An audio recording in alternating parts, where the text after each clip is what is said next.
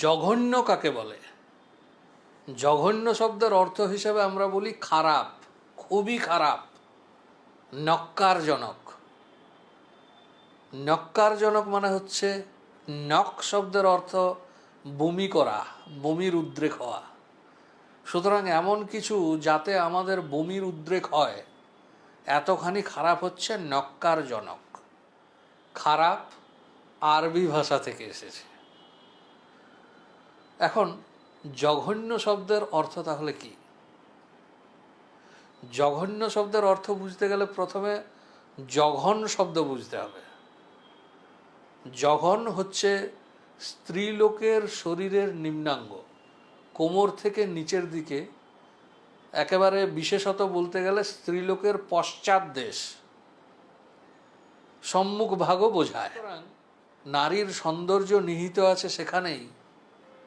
কাজেই এই জঘন শব্দটি কবি সাহিত্যিকদের বড্ড পছন্দের। প্রচুর উদাহরণ প্রাচীন বঙ্গ সাহিত্য থেকে দেওয়া যাবে যেখানে জঘন শব্দের ব্যবহার আছে। জঘনে ঘনে কিঙ্কিনি বাজে,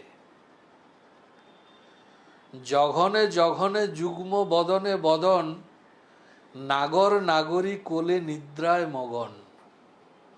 কবি কঙ্কন চণ্ডী দেবী দুর্গার রূপ বর্ণনা করছেন, যিনি করিকর জঘন সুন্দর নিতম্বে বসন সাজে।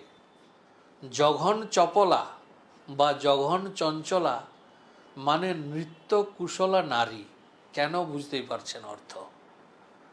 তো এ গেল কবি সাহিত্যিকদের ভাবনা, কিন্তু সাধারণ মানুষের ভাবনায় এই জঘন শব্দ বা জঘন কেমন, সেই হিসাবে আসছে জঘন্য শব্দ। জঘন্য শব্দের অর্থ হচ্ছে জঘন দেশে অবস্থিত। তো জঘন দেশে বা জঘন এলাকায় তার অবস্থান করা যায় না। এখানে রূপকার্থে ধরে নিতে হবে যে ব্যক্তির মন মানসিকতা জঘন দেশে নিমগ্ন হয়ে আছে তিনি হচ্ছেন জঘন্য ব্যক্তি। সুতরাং চিন্তাধারার উপরে নির্ভর করছে জঘন্য শব্দের অর্থ। যিনি কবি তার মনও জঘন দেশে আছে, তিনি জঘন্য হচ্ছেন না। সাধারণ মানুষ যদি জঘন দেশ নিয়ে চিন্তা ভাবনা করেন, সবসময় তার মনে যদি তাই থাকে, তাহলে তিনি অবশ্যই জঘন্য লোক।